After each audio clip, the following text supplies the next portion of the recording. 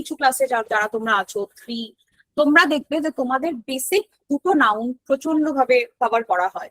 একটা হচ্ছে common noun, একটা হচ্ছে প্রপার নাউন। ঠিক আছে, এই প্রপার নাউন আর এই কমন নাউন এই দুটো কি? সবার প্রথমে আমরা কমন নাউনটা নিয়ে শুনবো। দেখো কি লিখেছি, a common noun names a general person, place, thing or idea. It does not refer to something specific.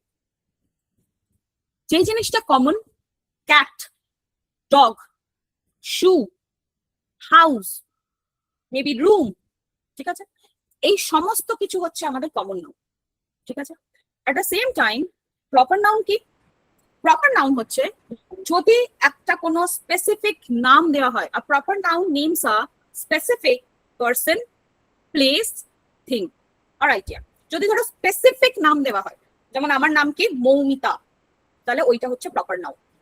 R Moumita is a good woman, আমি নিজের সম্বন্ধে নিজে বললাম, তাহলে এই ওম্যানটা কি, এইটা হয়ে গেল তোমার কমন নাউন।